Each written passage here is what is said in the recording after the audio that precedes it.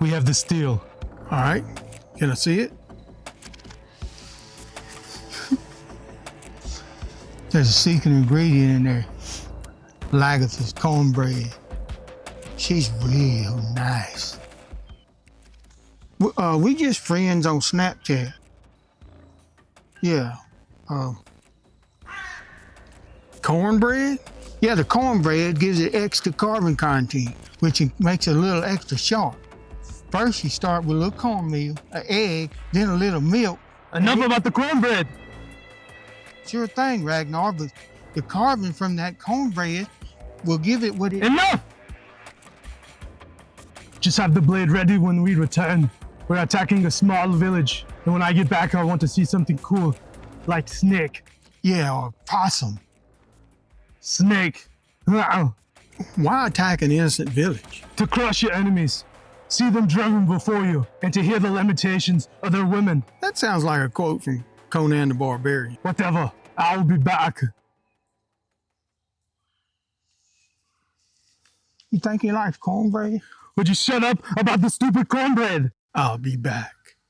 Please check out our sponsors, our participating channels, and don't forget to vote. I'll leave a link in the description for everything, including the voting form. So let's get started on the Viking Challenge. I'm starting out with an alternating stack of 15N20 and 1084. Get it in the vise here, get it pretty straight, and we'll bring it over to the weld machine, and I'm just going to tack it up, seal both ends, put a handle on it, and we're going to stick it in the forge.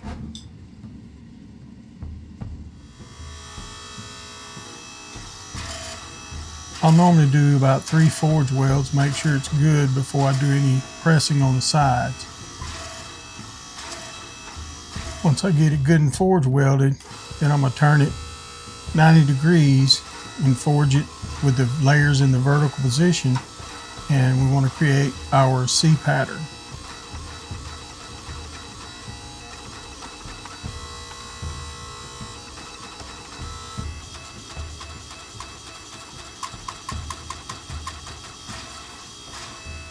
All right, with our 20 layer billet drawn out, I've cut it up into 3 pieces. And what we've done is made C's. I forged the horizontal layers, then I turned it 90 degrees and forged straight down to create C's. And this is what the pattern looks like. So I've cut it up into 3 to give us our 80 layers or 60 layers. Now I'm going to forge weld them together to create our W's. So when I cut it in half, I flip this one. So I match the pattern where I cut it. Then this one goes back on top. So when I forge this down, we'll have 60 layers of W's. I'll draw it out one more time, cut it in half, give us 120 layers and may even go more. But I want a semi-bold pattern for what I'm gonna be doing here. So I'm gonna get it tacked up, forge welded, drawn out, and we'll do this one more time. Same process, 2 or 3 forge welds, and we'll draw it out.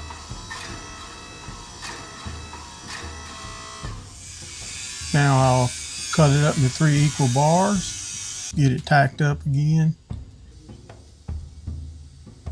and we'll get it back in the forge. And we'll draw it out one more time.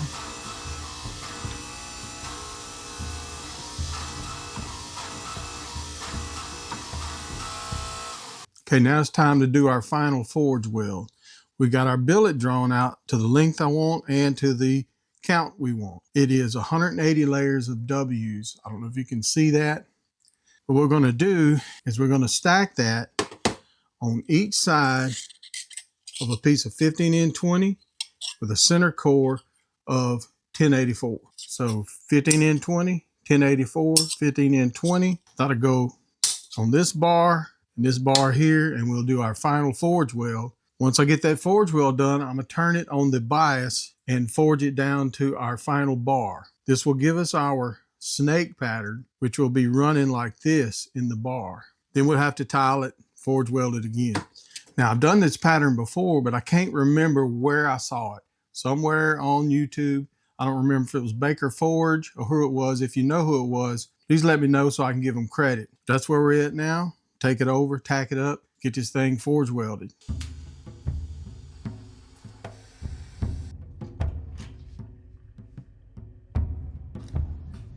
Got it welded up and we're going into the forge. Give it a good presses, make sure it's forge welded good. I like to use kiss blocks to make sure I keep everything square and straight. That keeps me from distorting the pattern too much.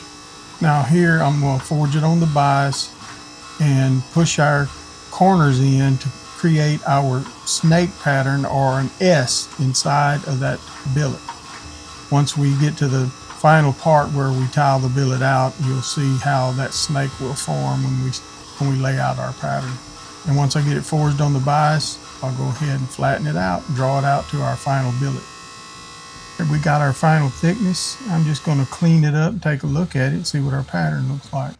Now I'm going to do a full anneal on this billet because I need to be able to cut it with my bandsaw. I went ahead and cleaned the billet up. Of course, I annealed it. And I just did some test etching on the ends of the bar. I don't know if you can see that, but I'll put an insert there for you. So the pattern is complete. The job now is to get it on this side of our billet so we can draw out, make our knife, and our pattern to show up here and reveal our snake pattern here. The way we got to do that is tile this out, cut it into tiles. I'll come here and cut 35-degree angles, let's just say 5/8 or so apart, and then we will flip those, exposing the pattern on the top side, tack them up. I'll put some sacrificial plates on here, and we'll do our final forge weld. Very critical forge weld. So let's get to it. We're wasting time. I got this little wooden template I always use, and that's how I'm going to lay out the tiles. I like to number them so I don't get them mixed up. That way I can try to match the pattern somewhat. Got the billet set up in the bandsaw. I got a little jig set up on the same angle and I can get them clean and square. Okay, so I got the billet tiled out 1 through 7 with our end pieces. But now we need to flip them to expose the pattern that's on the end up here. We'll flip this one like that. The pattern is there, it's lightly etched. I'll show you a little close-up shot here if it don't come through. I've already rotated every other one. Basically, you got one up and one is flipped. That way to get our S pattern through here. And then this one, go here. I'm going to use it to weld my bar to. And this little end piece here will just kind of finish out the billet. We'll see how it looks when I draw it out. It may not work in the pattern, but we'll take a look at it. The pattern comes in like this. I'll make sure and match them up exactly. May have to adjust them a little bit back and forth, but I'm going to take some sacrificial steel. I'll show you. I've got 2 pieces of small gauge, about 16 gauge stainless. And there'll be a piece on the bottom that this stack will sit on. What I'll do is I'll weld the seam and I'll weld all of these seams. I won't put anything on the tops and bottoms, of course. And then plate on top. Put our handle on. It'll be completely sealed up, won't need any flux or anything like that. We'll get it up to heat, let it soak, and give it a press.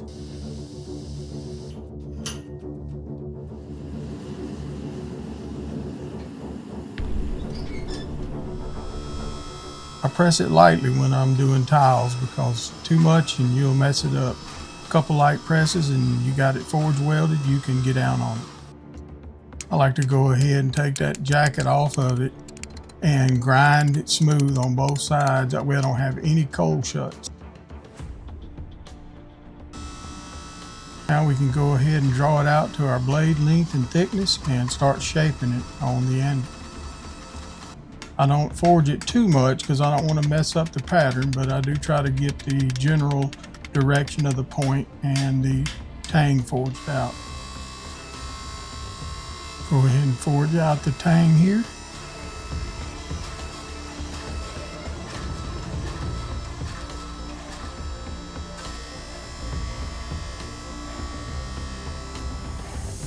Now I'll clean it up and get the general profile done.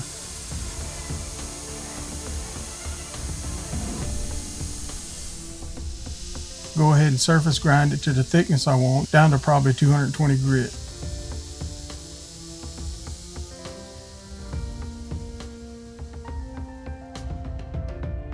All right, I got it at 220 grit, and I went ahead and welded a tang on the blade because I didn't have enough. I only had about 1 inch there, but got a tang on there and we're ready to go.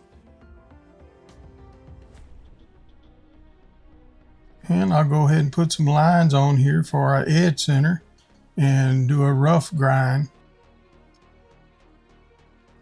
I like to do some steep bevels down to the center lines that I put on here, then do the heat treat and finish grinding afterwards. That way, after a heat treat, when I go to grind, I won't shear the grit on a fresh belt on that hard 90-degree edge. I'll work my way down to those center marks that's already ground.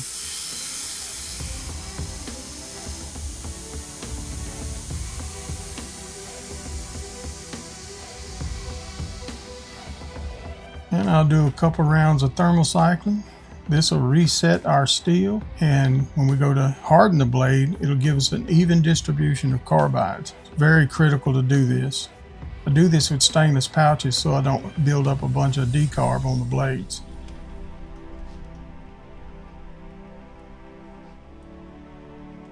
Now we'll get it in the oven and harden the blade. I bring it up to around 1510 and quench it. I use 1510 because by the time I get it from my oven to the oil, it'll drop around 10 degrees. And we need some more dramatics in this video.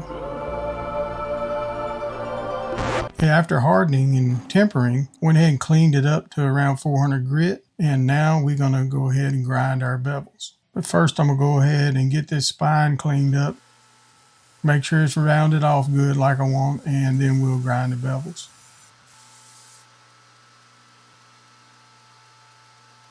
So that rounding turned out pretty good. I'll polish this up whenever I'm through grinding the blade, but right now I'm gonna go ahead and cut these guard shoulders before I cut the bevels. That way I got a good flat square spot. I'll be using a file guide to do that.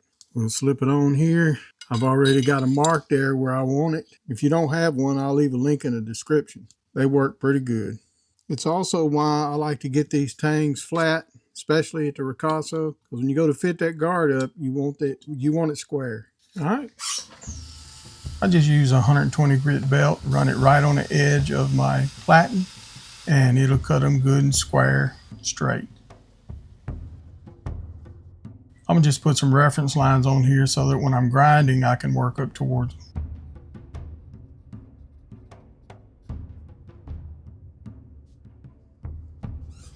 So I use a fresh 36 or 50 grit belt to do this, and I run on a slow speed. You don't want to overheat your blade after you've already hardened and tempered it. If you run slow, I'm grinding barehanded, I can feel the blade's heat. That way I can dip it in the bucket when it heats up.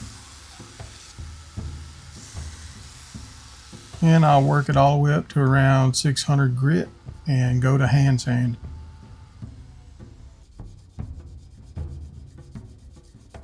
Now I'm going to cut the guard slot. I start out by drilling the backside larger and then milling the front side to the actual size. This will leave me around 50 thousandths or so to actually fit up instead of the whole width of that guard.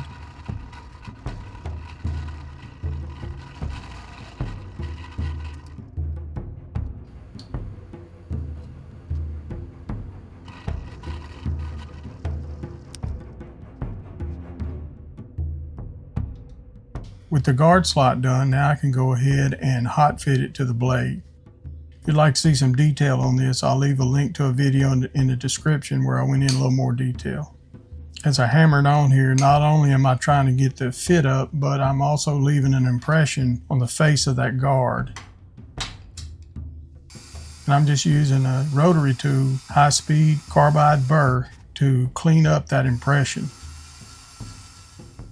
And I got a little template here I'm going to use to mark out the guard.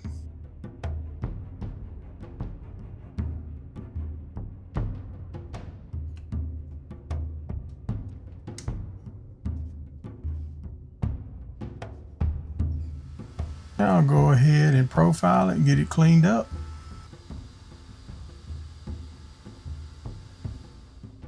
Got a good fit up here. I'll take it off and we're gonna start working on the handle.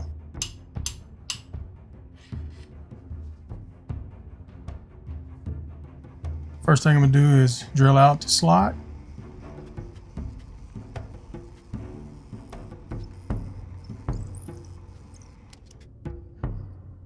Start broaching it and get her fit up. And I'm going to have a pommel on this knife, and I'm not putting an outside or exposed pommel nut. I want it hidden because I want all the pattern to show on the rear of the pommel. I'm going to be using lineup pins, so I'm going to put them in the guard and start fitting up the handle. Little test fit here and see how everything looks.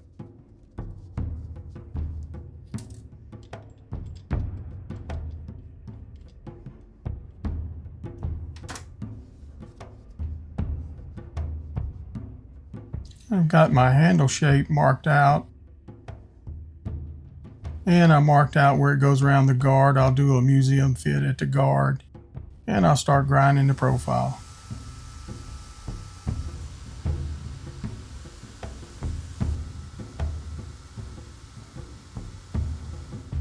Now that the general profile is done, I can start laying it out to contour and sculpt the handle. I like to use a height gauge. Do that.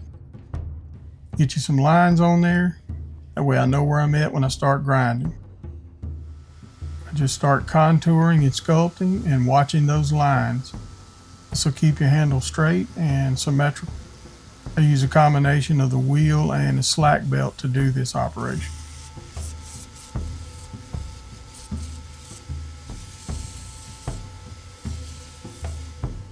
Now I'm going to go ahead and make a pommel nut, and this will be welded to the pommel. And I'll show you how to do that in just a second. I'm threading this for a 1032 screw.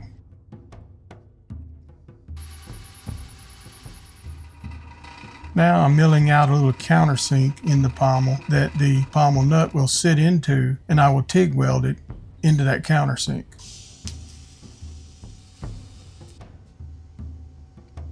Now we can go ahead and do a test fit, see how it looks. We'll get the pommel marked out and get it profiled.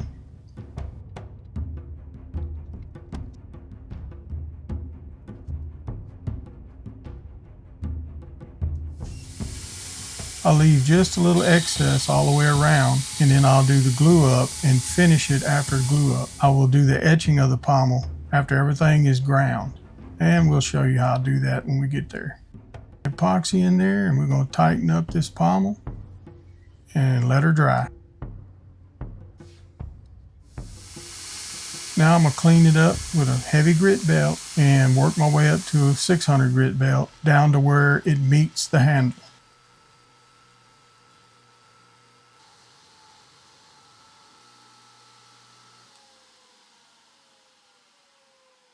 I use fingernail polish as a resist on the handle material. You can see a ring on it right now. Once the etch is done, I clean the fingernail polish off and it'll be done.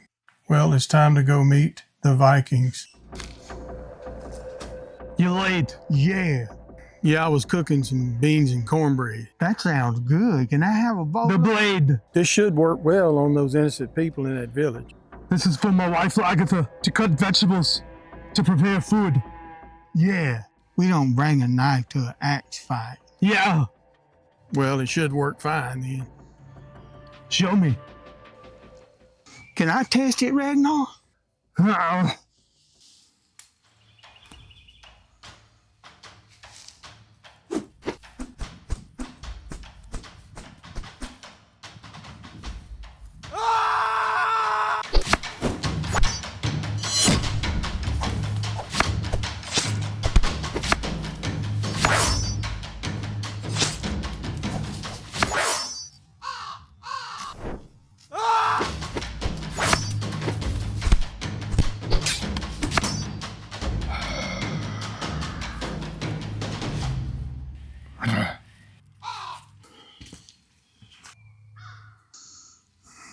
It will cut.